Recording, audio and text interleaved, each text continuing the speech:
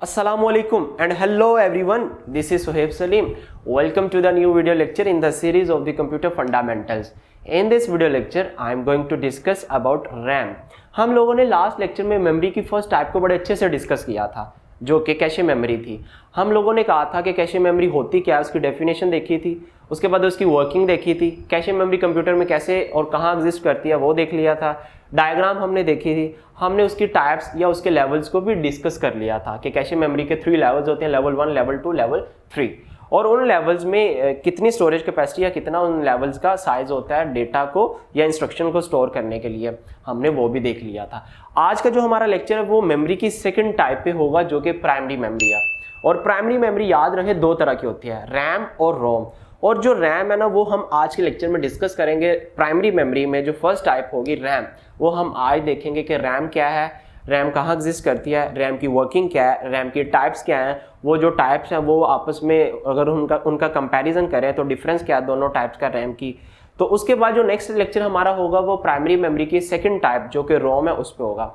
हम लोग स्टार्ट करते हैं किसको, रैम को। रैम क्या है, रैम प्राइमरी मेमोरी है और प्राइमरी मेमोरी जो कि मेमोरी की सेकंड टाइप हम स्टार्ट करने जा रहे हैं। ओके, बट स्टार्ट करने से पहले, रैम को स्टार्ट करने से पहले जो जर्नल प्राइमरी मेमोरी है ना, इसकी अगर डेफिनेशन या एक लफ्ज में 2 लफ्जों में मैं बताऊं तो प्राइमरी मेमोरी वो वाली मेमोरी है जो कि टेम्परेरी मेमोरी है, जो कि डेटा को, इंस्ट्रक्शंस को या किसी प्रोग्राम को तब तक अपने पास मेमोरी में रखती है जब तक कंप्यूटर रनिंग स्टेट में है, जब तक कंप्यूटर अपनी पावर सप्लाई, जब तक कंप्यूटर को पावर सप्लाई मिल रही है तब तक ये मेमोरी में क्या होता है, डेटा या इंस्ट्रक्शन या प्रोग्राम होते हैं। ठीक है, हम लोग स्टार्ट करते हैं रैम क्या है।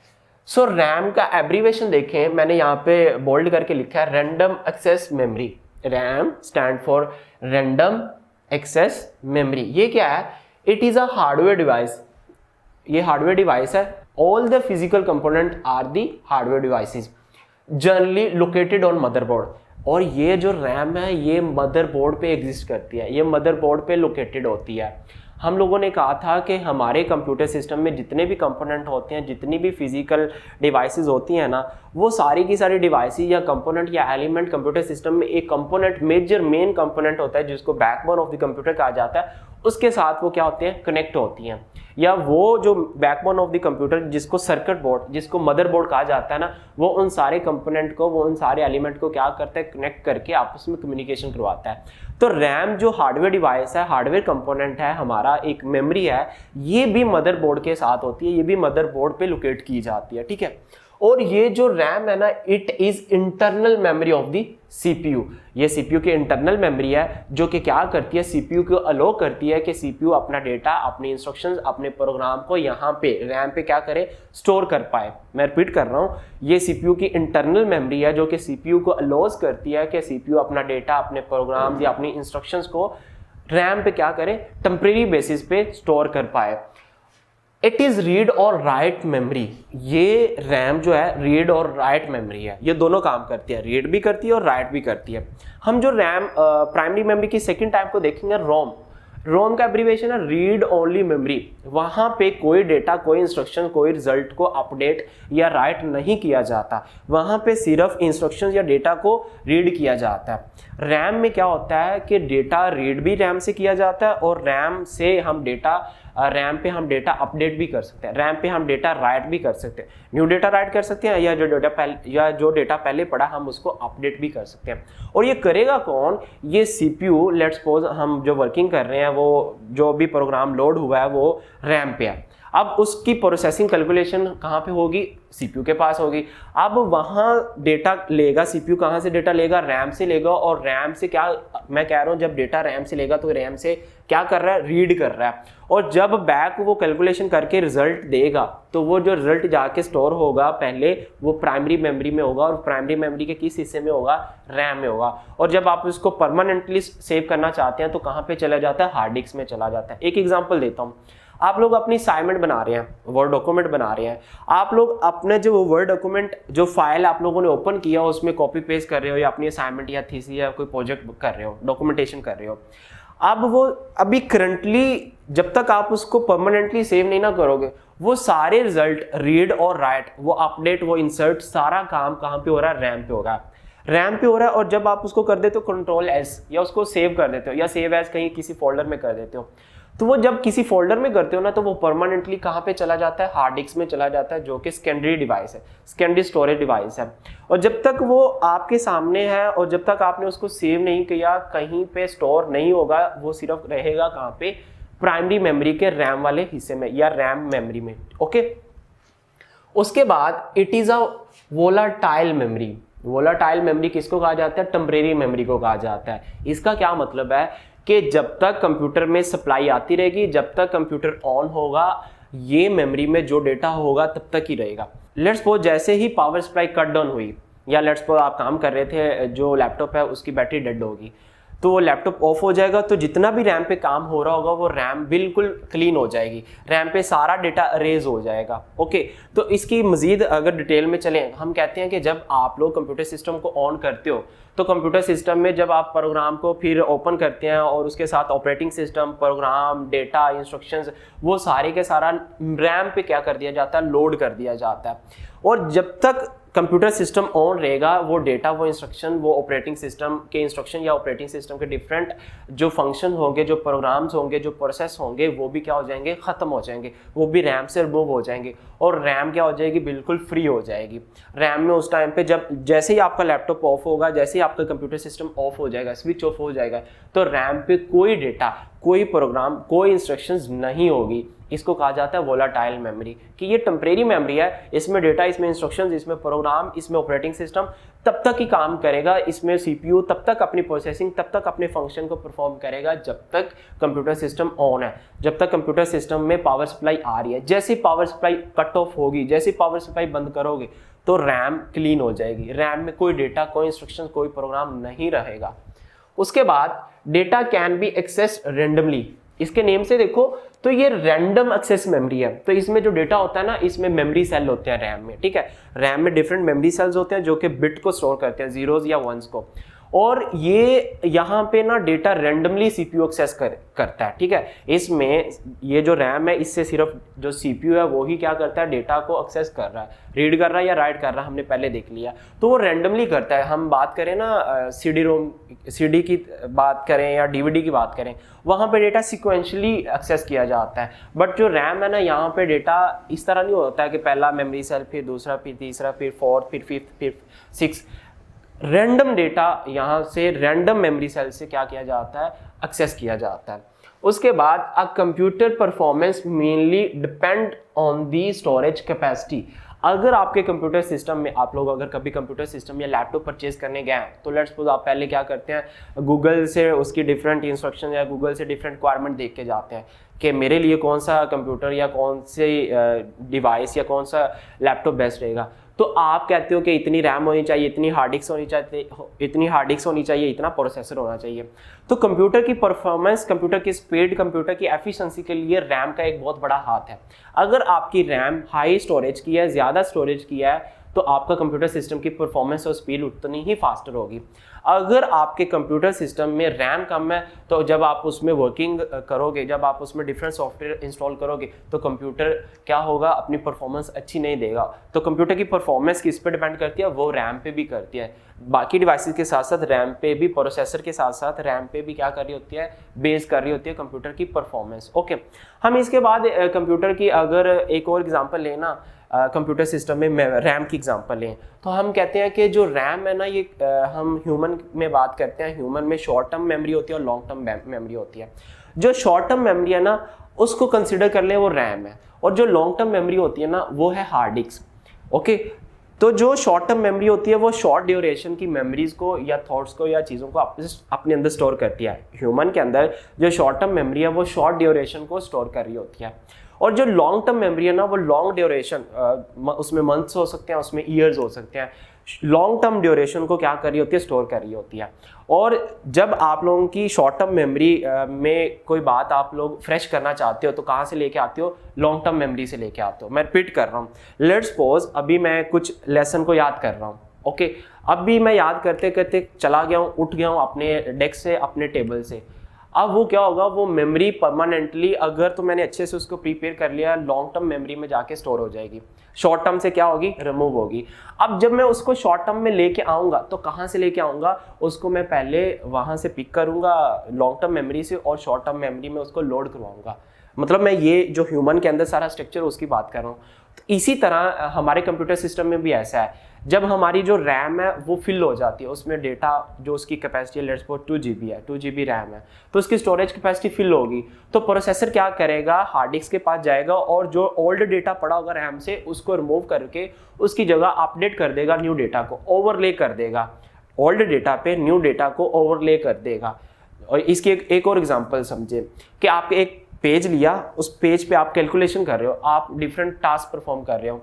अब क्या होगा, एक पेज पे जितनी स्पेस होती जाएगी, आप कहीं पे कैलकुलेशन, कहीं पे नंबर्स, कहीं पे थ्योरी, कहीं पे टेक्स्ट लिखते जा रहे हैं, काम करते जा रहे हैं, तो एक टाइम ऐसा आएगा वो जो एक सिंगल पेज होगा ना, वो क्या हो जाएगा, भर जाएगा, उसकी स्पेस खत्म हो जाएगी। तो आप क्या करोगे, अगर आप वहीं पे उसी पेज पे न्यू काम करना चाहते हो तो क्या करोगे, आप रेजर लोगे और उसमें से कुछ हिस्सा या कुछ पार्ट जो आपके लिए यूजेबल नहीं है, यूजफुल नहीं है, जो आपको ज़रूरत नहीं है, उसको आप रेज कर दोगे और वहाँ पे न्यू डेटा लिखोगे या वहाँ पे न्यू डेटा ऐड करोगे, वहाँ पे न्यू नंबर्स, न्यू कैलकुलेशन करोगे। तो सेम एज इट इज जो मैंने एग्जांपल दिया, रैम भी ऐसा ही काम कर रही है। रैम क्या करती है, जब इसकी जो स्टोरेज कैपेसिटी है फुल हो जाती है तो ये क्या करती है, ओल्ड डेटा वहाँ से निकाल देती है और न्यू डेटा वहाँ से ऑपरेटिंग सिस्टम, जो प्रोसेसर है ऑपरेटिंग सिस्टम के थ्रू वहाँ से न्यू डेटा हार्ड डिस्क से लेके आता है, स्कैंडी स्टोरेज से लेके आता है और क्या कर देता है, लोड कर देता है। अगर हम मेमोरी मैनेजमेंट की बात करें ना, इसकी ज़्यादा डेप्थ में जाएं तो कुछ वर्चुअल मेमोरी भी एज अ रैम का काम कर रही होती है कि कंप्यूटर सिस्टम में जब रैम कम हो जाए तो हमारे पास जो रैम की स्टोरेज कैपेसिटी है वो कम पड़ जाए, तो हम जो हार्ड डिस्क है, जो स्कैंडी डिवाइस है, तो वहाँ से कुछ हिस्सा एज अ रैम के तौर पर ले लेते हैं। वो जब हम विंडो करते हैं तो कंप्यूटर सिस्टम का कुछ जो स्कैंडी डिवाइस है, जो परमानेंट डिवाइस है, उसका कुछ part as a RAM, as a primary memory के तौर पर कंसिडर कर लिया जाता है, जिसको वर्चुअल मेमोरी कहा जाता है। तो हम ये किसी और लेक्चर में इसको देख लेंगे, अभी के लिए हम रैम को देख रहे थे। तो अगर मैं बात करूँ ना, आपके सामने बताऊँ डायग्राम छोटी सी बना के कि रैम कहाँ पे एग्जिस्ट की जाती है। लेट्स सपोज हम लास्ट टाइम बात कर रहे थे, ये हमारे पास सीपीयू है, ओके। सीपीयू किसके साथ कनेक्ट कर रहा है, बैक एंड फोर्थ, हमने कहा था ये है कैशे मेमोरी, याद आया।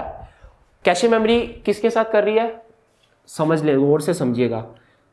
सीपीयू कर रही थी प्राइमरी मेमोरी के साथ, जिसका नेम क्या है, रैम है। मैंने आपको लास्ट टाइम डायग्राम समझाई थी, अगर याद हो, अगर नहीं याद आ रहा तो काइंडली पिछली वीडियो को आप अगेन से देखें। हमने कहा था यहाँ पे मेन मेमोरी है या प्राइमरी मेमोरी है जिसका नेम रैम है, तो आप रैम को मेन मेमोरी भी कह सकते हैं। तो ये रैम अब बैक एंड फोर्थ किसके साथ करेगी कम्युनिकेशन, ये सेकेंडरी डिवाइस या सेकेंडरी स्टोरेज डिवाइस के साथ कर रही होगी, जिसका नाम आप कह लें कि let's suppose hard disk drive है। अब वर्किंग कैसे होगी, अगर सीपीयू को कोई डेटा पार्ट या कुछ चाहिए ना रैम से, तो अगर लेट्स सपोज हम अभी कैशे मेमोरी की बात ही नहीं करते, सीपीयू को यहाँ पे कैलकुलेशन यहाँ से रीड और राइट करना है, तो अगर डेटा यहाँ पे नहीं है या सीपीयू ने यहाँ से डेटा लेना है तो रैम से लेगा, और रैम के पास अगर डेटा नहीं पड़ा तो रैम सेकेंडरी स्टोरेज डिवाइस से एक कॉपी कहाँ पे लोड करेगा, ऑपरेटिंग सिस्टम सेकेंडरी स्टोरेज जो हार्ड डिस्क ड्राइव है वहाँ से एक कॉपी उस प्रोग्राम की, उस डेटा की, उस इंस्ट्रक्शंस की रैम पे लोड कर देगा, और वहाँ से रैम से डेटा रीड और राइट करता है कौन, सीपीयू। तो सीपीयू क्या करता है, रैम को यूटिलाइज कर रहा होता है। होपफुली आप लोगों को रैम की ये डिस्कशन, ये डिटेल, ये वर्किंग समझ लगी होगी। अब हम नेक्स्ट चलते हैं इसकी टाइप्स पे। जो रैम की टाइप्स है ना वो 2 है, एस रैम है और डी रैम है। ये रैम की दोनों टाइप्स हैं, हम इसको डिफरेंस के साथ देखते जाएंगे कि एस रैम कैसे काम करती है और एस रैम क्या है, और डी रैम कैसे काम करती है और डी रैम क्या है। अच्छा, एस रैम का क्या मतलब है, S RAM stand for static random access memory, dynamic random access memory. मैं रिपीट कर रहा हूँ, S for static, D for dynamic, और रैम आगे रैंडम एक्सेस मेमोरी, दोनों तरफ लगा हुआ है, ओके।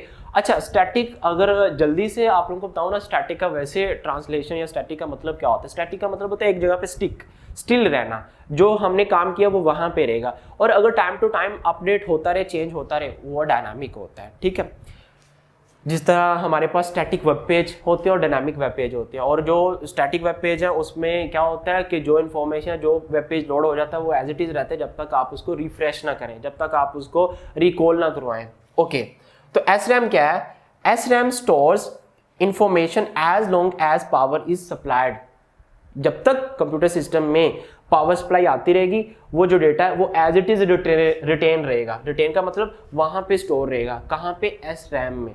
मैं रिपीट कर रहा हूँ, SRAM क्या है? ये इंफॉर्मेशन को स्टोर करती है as long as the power is supplied. जब तक पावर आएगी ये डेटा पावर आती रहेगी, ये डेटा वहीं पे रहेगा, डेटा कहीं जाएगा नहीं।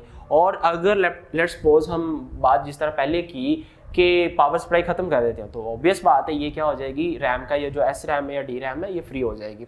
और उसके बाद अभी हम देखते हैं कि SRAM कहाँ पे वर्क करता है या कहाँ पे होता है, किस लिए होता है, और DRAM कहाँ होता है और ये किस लिए होता है। DRAM stores information only for few milliseconds even when power is supplied। ये क्या है? ये पावर सप्लाई जब आ रही होती है तब thousands of सेकंड में ये मेमोरी DRAM ये क्या हो रही होती है? रिफ्रेश हो रही होती है। इसमें जो डेटा होता है ना, इसमें जो इन्फॉर्मेशन होती है ओनली वो फ्यू सेकंड के लिए स्टोर होती है। फिर क्या होती है? उसको दोबारा से चार्ज करना पड़ता है, उसको दोबारा से पावर देनी पड़ती है और दोबारा से उसको रिफ्रेश करना पड़ता है। किसको? DRAM को। उसके बाद made up of flip flop and many transistors. इसका क्या मतलब है कि SRAM में ना अरेंजमेंट ऑफ फ्लिप फ्लॉप्स और अरेंजमेंट ऑफ ट्रांजिस्टर्स होते हैं और वो मिलके क्या बना रहे होते हैं? SRAM बना रहे होते हैं।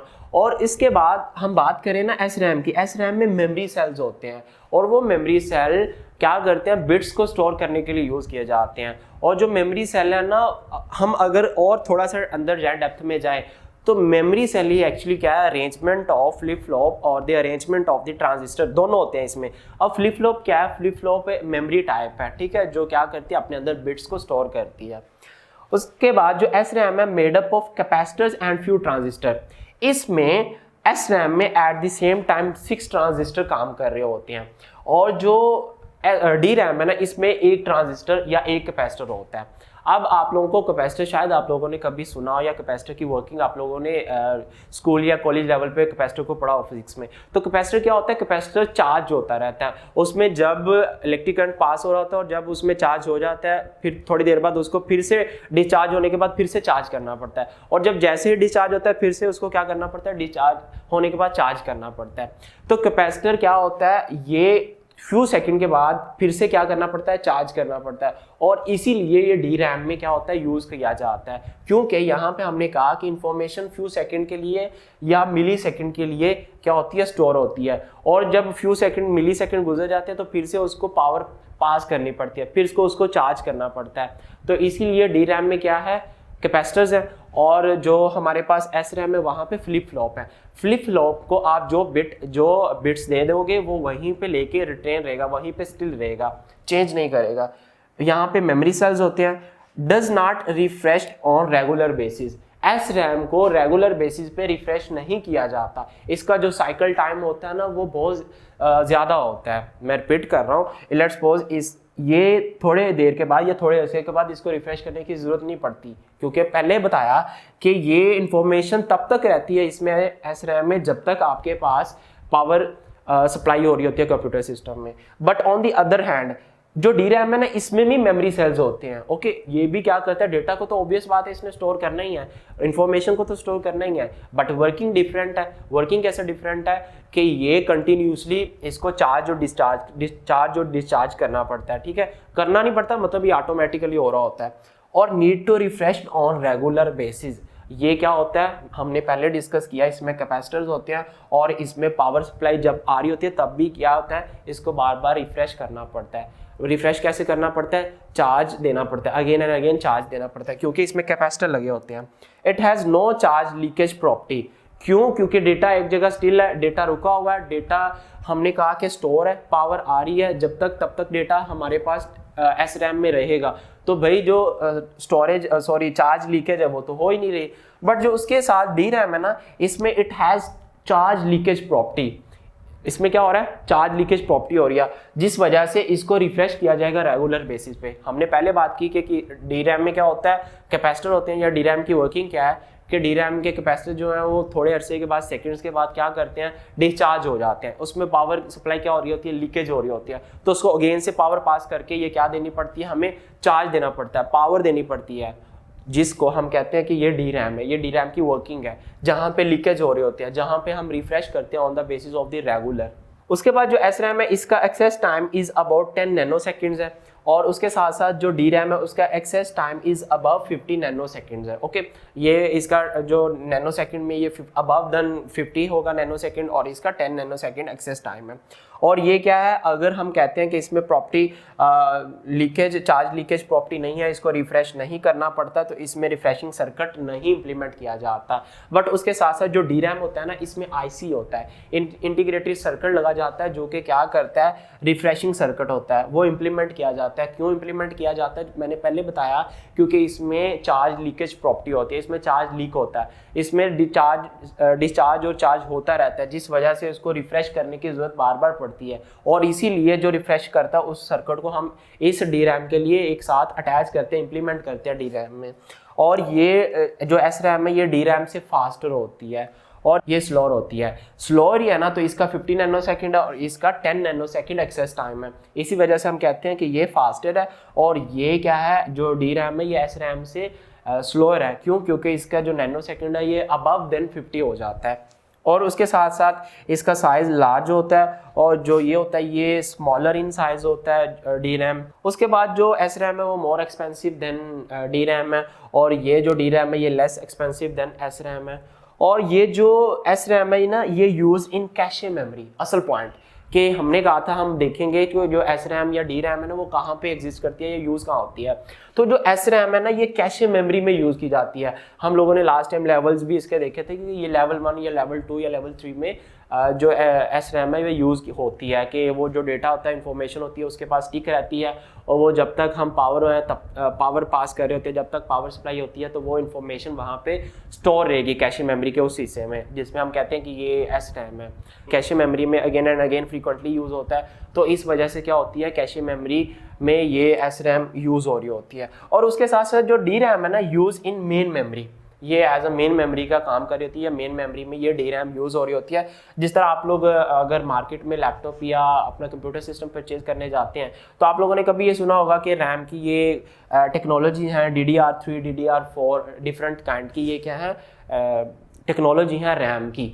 तो ये डी रैम जो है ये मेन मेमोरी में एज अ रैम के तौर पर काम करता है। बट जो एस रैम है ये रैम का कुछ हिस्सा जो है, ये जो रैम की ये टाइप है ये कैशे मेमोरी में यूज़ हो रही होती है। होपफुली आप लोगों को ये टॉपिक इंटरेस्टिंग लगा होगा और समझ लग गया होगा। मैंने बड़ी ट्राई की है कि आप लोगों को इजी वे में समझा पाऊँ। तो मैं इसको जल्दी से सम अप कर देता हूँ, रिकैप कर देता हूँ। हमने आज मेमोरी की सेकंड टाइप प्राइमरी मेमोरी, उसकी फर्स्ट टाइप को रैम को डिस्कस किया है, जो कि रैंडम एक्सेस मेमोरी है। और जो रीड ओनली मेमोरी है वो हम आने वाले लेक्चर में उसको डिस्कस करेंगे। हमने कहा रैम क्या होता है। रैम ये मदरबोर्ड पे लोकेटेड होती है और ये वोलाटाइल मेमोरी होती है। ये टेम्परेरी मेमोरी की एक टाइप है, जो कि तब तक इसमें डेटा, तब तक इसमें प्रोग्राम, तब तक इसमें ऑपरेटिंग सिस्टम, तब तक इसमें इंस्ट्रक्शंस रहेंगे जब तक कंप्यूटर सिस्टम को पावर सप्लाई हम पास करेंगे। और जैसे ही कट डाउन करेंगे पावर सप्लाई, जैसे ही पावर सप्लाई खत्म होगी, आप स्विच ऑफ करोगे या बैटरी डेड हो जाएगी लैपटॉप की, रैम क्या हो जाएगी, क्लीन हो जाएगी। रैम में कोई डेटा, कोई इंस्ट्रक्शन, कोई ऑपरेटिंग सिस्टम का प्रोग्राम कुछ नहीं रहेगा, कुछ भी नहीं रहेगा। ठीक है। उसके बाद इसकी वर्किंग देखिए कि अगर हम इसका स्ट्रक्चर देखें, कंप्यूटर का स्ट्रक्चर, तो हमारे पास पहले सीपीयू, फिर कैशे मेमोरी, फिर जो रैम या मेन मेमोरी, और फिर क्या आता है, सेकेंडरी डिवाइसेस आती हैं। और अगर डेटा हमारे पास पड़ा है सेकेंडरी डिवाइसेस में, तो पहले जब आप स्विच ऑन करोगे कंप्यूटर को, कहाँ पे लोड हो जाएगा, वो रैम में लोड हो जाएगा, और वहाँ से सीपीयू क्या करेगा, रीड और राइट करेगा। और इसी वजह से हम कहते हैं कि इसकी जो एक प्रॉपर्टी है ना, वो रीड एंड राइट भी है, कि हम यहाँ पे डेटा क्या करते हैं, रीड भी कर सकते हैं यहाँ से, और यहाँ पे डेटा राइट भी कर सकते हैं। ओके। उसके बाद हम लोगों ने रैम की दो टाइप्स को डिस्कस किया, जिसमें एस रैम है, जिसमें डी रैम है। हमने कहा जो कंटिन्यूसली जिसको रिफ्रेश करने की जरूरत पड़े ना, जिसमें कैपेसिटर होते हैं, और कैपेसिटर में चार्ज डिस्चार्ज होता रहता है। ओके। अगर आप अपने घर में देखें तो आप लोगों के जो फैन है वहाँ में, उसमें भी कैपेसिटर या डिफरेंट इलेक्ट्रॉनिक्स डिवाइसेज में भी कैपेसिटर यूज हो रहे होते हैं। तो वो चार्ज कंटिन्यूसली चार्ज डिस्चार्ज हो रहे होते हैं, इसी वजह से इसमें आईसी लगा होता है, इसमें रिफ्रेशिंग सर्किट लगे होते हैं डी रैम में। और उसके साथ साथ जो एस रैम है, वो जो डेटा, जो इन्फॉर्मेशन हमने स्टोर की है, वो एज इट इज रिटेन रहता है, वो एज इट इज वहाँ पे स्टिल रहता है, वो एज इट इज रहता है जब तक पावर सप्लाई कंप्यूटर सिस्टम को आती रहती है। और जो एस रैम है, हमने कहा ये इसकी डिफरेंट हमने प्रॉपर्टी और डिफरेंट हमने फीचर देखे, और जो एस रैम है ये कैशे मेमोरी में यूज हो रहा होता है। और उसके साथ साथ जो डी रैम है ये मेन मेमोरी में एज अ मेन मेमोरी के तौर पर यूज हो रही होती है ये टाइप, और जिस तरह DDR3, DDR4। सो मुझे दीजिए इजाज़त। till the next video, Khuda Hafiz.